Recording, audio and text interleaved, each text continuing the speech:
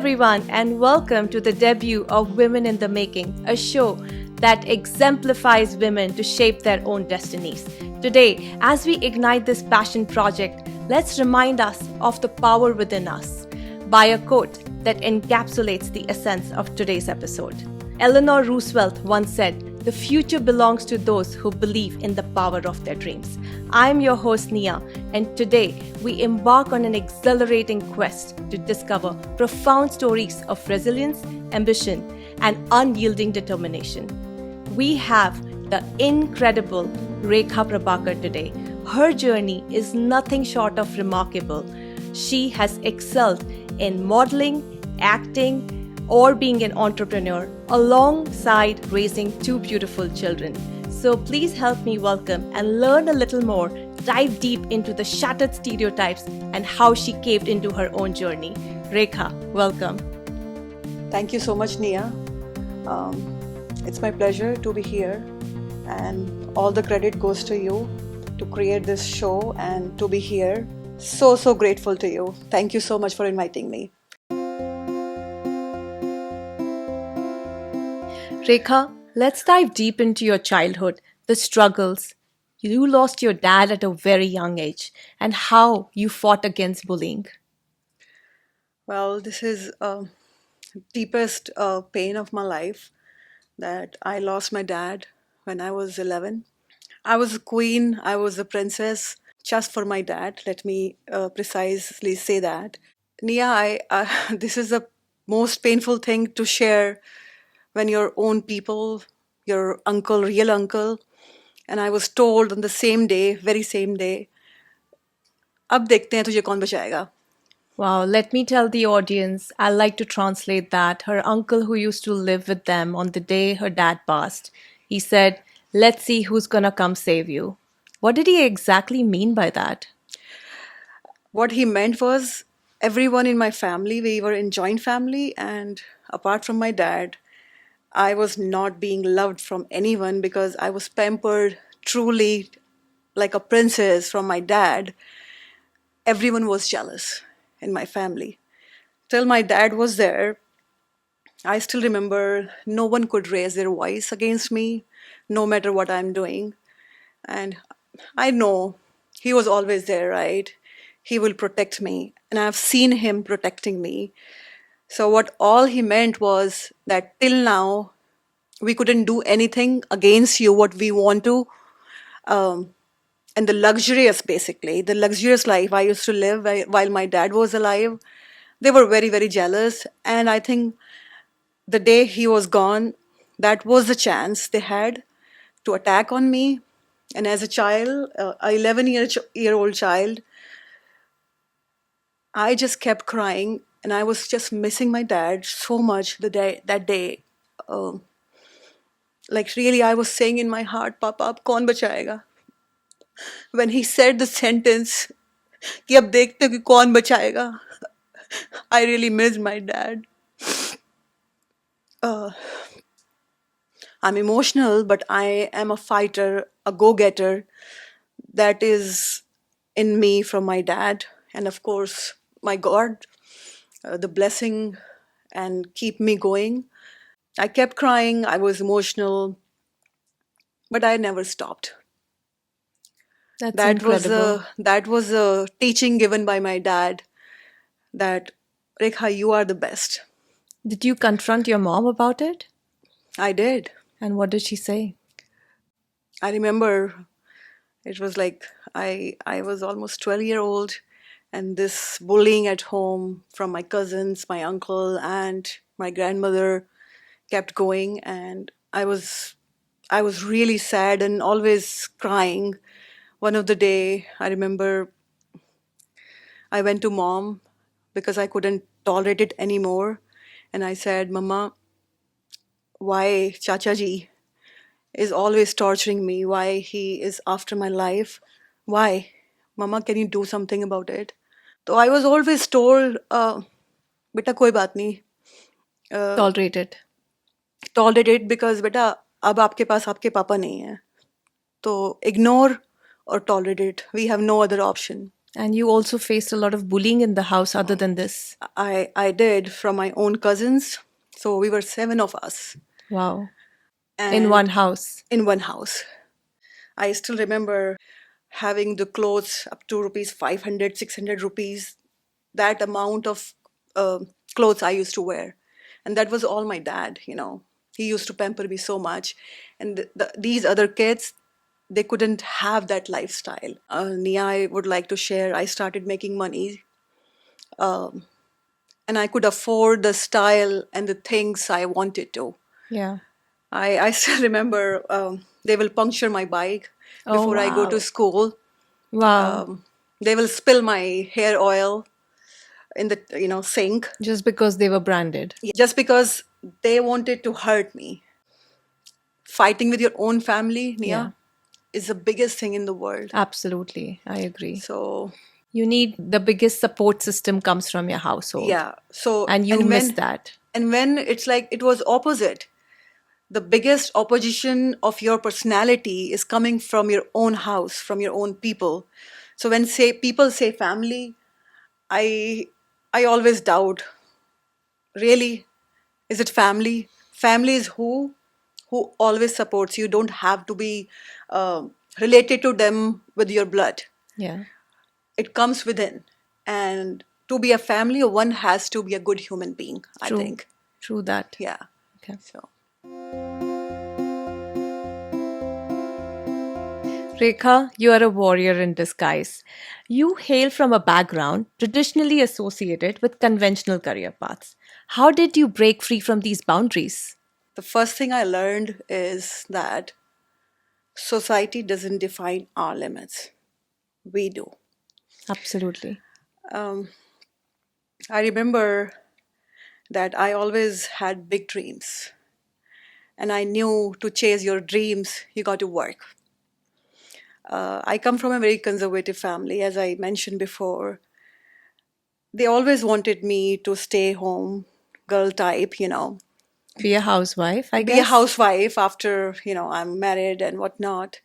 And they had their own logic, Nia, right? That why do you need to work? You have house, you have clothes, you have food. Why do you need to go out? And I had no answer to it. So I could never share my dreams, my desires. And I had to fight through always to chase my dreams. I had the plan. And the plan was just keep going, going, going, going. At the age of 15, 15 and a half, I got my first opportunity as a teacher to teach small kids around my village where I come from. I had one student I used to teach. That was my first job or first work, I can say. I clearly remember my first salary was 200 rupees. That's $4 Yeah. approximately a month. Yeah. And Wow. that was like, wow, Rekha, you are so rich. Of course. I was rich. Yes, absolutely. That made me feel like, wow, Rekha, you can do it. And I get those $200, 200 rupees in my hands and run to home and give half, like 100 rupees to my mom. Oh, that's lovely. That's like kind of a dedication or show my love and respect. And like in India, they have this, when you get your first salary, you're kind of Yes, respectful to share part of it absolutely. with your family. I So I bought my mom a sari from my first salary, there and you I go. think she wore it for the longest time, Yeah. and I'm sure she still has that. Yeah. So I gave 100 rupees to her, and for rest of the 100 rupees, I bought a pair of shoes for myself. And ever since, by God grace, I think I have never looked back. Yeah. That is amazing. That's what an incredible story. Rekha, breaking societal norms can be daunting. How do you balance your passion for beauty and kickstart your career? I have always believed in that beauty is just not about skin deep, right? It is about embracing your authentic self. And I really enjoy and feel satisfied when I make other women feel confident and make them look beautiful, including myself. That really gives me a peace and a satisfaction being a woman, that this is the value and this is the worth I can bring to another woman's life. Yeah. And that's the reason I'm able to continue my career as a skincare specialist, and I'm very sure I'll continue this domain for rest of my life because I really, really enjoy doing it. That's incredible. And you've got enough opportunities to work as a makeup artist I professionally as I well. think so, and I'm very blessed, very grateful about it. From skincare to makeup artist, it wasn't easy because I had to go to school again. So going to school at this age again is Yes. not easy. End of the day, if you're happy and satisfied with your work, nothing like that. Let's get a little bit more about fitness. We just spoke about beauty, but I know you are a fitness freak, as I can call you. We've seen a lot of your Instagram videos and you are working out. Tell us, how does fitness contribute to your overall success and how do you make it a rule of your life to stay committed? Well, fitness is my anchor. Let me keep it that way. Staying physically fit helps me conquer the moments when I'm lost. I feel really energized when I go to gym, when I exercise. And more than being fit, this is the tool I have, that when I'm really stressed, when I'm feeling really, really lost, I know I have this tool. Go work out, and you will be all right after that. And I have felt that multiple times. So I think exercising and being fit is definitely really important for me. First, being in shape. Second, it's my stress buster. I like that. And I wish at we the all thought end, like that. and in the end, I want to tell you, I don't need any alcohol, any drugs. This is my high. I love how you ended that segment. It is amazing. This year has been a little tough on you. Your diagnosis of thyroid cancer has undoubtedly been a life changing experience. How do you cope up with such an unnerving challenge while keeping your dreams alive? Well, when this news was revealed to me and my family, my kids, were shocked and traumatized. I immediately felt like about my kids that they are going to be orphans. Oh man, That was the toughest thing for a mom. absolutely. I couldn't sleep throughout nights with this feeling. I kept questioning myself with the balanced food and exercising. How could this happen to me? But the reality was there that I have this cancer called papillary thyroid carcinoma. I was lucky enough that I got the appointment from my oncologist very soon.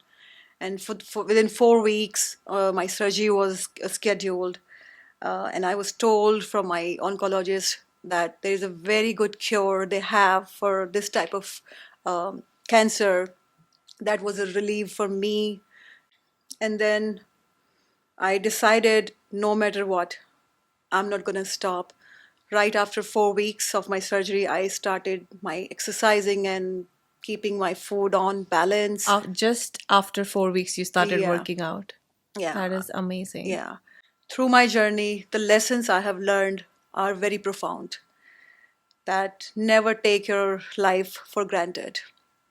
Live every day to the fullest, your 100%. And that's what I'm doing right now. I love that. Absolutely. Your journey is so intense, Rekha. You decided to be part of entertainment industry a few years back and we've seen some fabulous performances. Tell us everything. How did you do this? I would like to share that the dream I have been talking, that I always had big dreams. This is one of that I wanted to be popular and famous. uh, Entertainment industry is the one where people know you, see you everywhere in the world. True. And with my looks, with my confidence, I found that this entertainment industry could be the best platform for me to start my dreams, uh, becoming a famous and popular person. So that's how I started that. And while we have heard that entertainment industry is filled with fabulous people, we've also heard the contrary. We've heard some, negative aspects of this industry as well as the casting couch. I do not want to disappoint any upcoming artists or women or young girls, but I do want to open out if you have any experiences, good Yes, or bad. certainly I do. What I have learned as an actor, coming from no background from acting, don't be desperate. Having dreams is That's a good amazing. one. I want to be famous, I want to be popular, but not desperate. That's what my learning is, and that's what I follow. I've faced multiple people for casting couch. Oh, you did. I did multiple times. Um, there was a time I was given a very big opportunity, yeah, in Bollywood, and they indirectly tell you that Oh. this is what they expect. So it's like an indirect approach. Yeah. And I was happy also that they like, wow, Rekha, you got this. But then I kept thinking, I went to the mirror in my bathroom. I looked at myself deep down. I was like, Rekha, would you take this? With the exchange, that this is what you get and this is what you give. I couldn't sleep for a couple nights. I am sure. Yeah, that is hard. It was a very hard decision. And then I dream about myself being in that role and doing what they were expecting in exchange. It's like you cannot face yourself I every cannot single face day my when you wake up. yes, yeah. I So get that. I didn't respond them, and it was gone. But I have no regrets, zero regrets, because I know if I'm skillful, if I'm talented enough, one big opportunity will come again True. without casting couch. I So love that you are even sharing and yeah, sharing this with so much guts. yeah. Thank you. I applaud you for your honesty, for inspiring people, and not allowing anything to come forward within their dreams. This is coming to an end, and I'm sad, but this is the most exciting segment of the show, which is called the burning questions. The Ooh. first question is, tell us a secret nobody knows Oh, about you. are you sure, Nia? Yes. Well,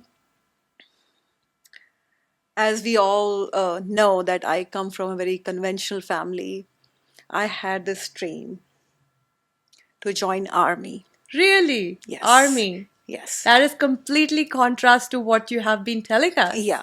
So I still remember I was preparing for one of the physical exam for army, and since I couldn't share with it with my family, I used to wake up at 4 o'clock in the morning, and I'll wear my suits, the Indian suits, Yeah. and I'll carry my PJs and shoes, as I couldn't reveal this to my family that I'm going for practicing. I'll go to the park early morning so that people don't see around. I'll prepare as much as I could. I mean, I had no support as such, and no one knew that I'm preparing for my physical exam. And one final day, we had that physical exam. Um, I went to the field for my physical exam, and unfortunately, that day I couldn't carry my PJs and Oh shoes no. because my brother came with me. And Wow, that's the I day lied. of the exam. Yes, You could I not lied. carry your I PJs. lied Oh, at home that I'm going for some job interview or something. I went to the field, I started to run, and boom, I was fainted. Whoa. But it was a big run that you have to do. I was fainted, but I couldn't show that I got fainted. I went for, for the physical exam for army. And they took care of me when I was fainted, people around. I came all fine when, reached to the home. So army was out of your career option eventually, It I'm guessing. was, it was, it was really a deep, deep desire I had. Well, it's never too late, Yeah. but I want to know, can you share a time if you ever wanted to give up on your career? Never. Never. I don't think so. That is amazing Yeah. because as women, we always have different priorities in life. So hearing that from you makes me feel so proud of you. Definitely. And Definitely. let's come to the final question of our show, which is, will you choose haters to stay motivated, or do you find solace in yourself? I find solace myself How do you do that? because I am given the life and I do things for myself, for my own dreams, not for the people around. So we all live for ourselves. We don't need to prove or take challenge for others. It's for us. So that's how I deal with it. Thank you so much, Rekha, for coming on to the first episode of Women in the Making. I hope and wish you the best of luck for your future and for everything that you're going to do in your life. And we are so blessed to have you today as part of the debut of Women in the Making.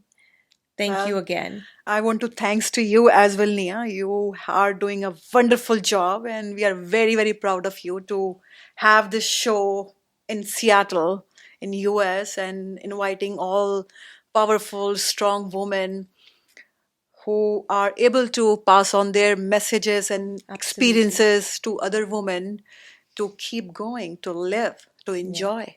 With this, today we come to an end of the first episode for Women in the Making. Thank you for joining us, and I hope you continue joining us because we are going to release one episode every week with not just powerful women, women who are in the making, women who are like you, women who are passionate, women who are not only successful, but they are carving their own dreams, own desires, and living on their own terms. Thank you.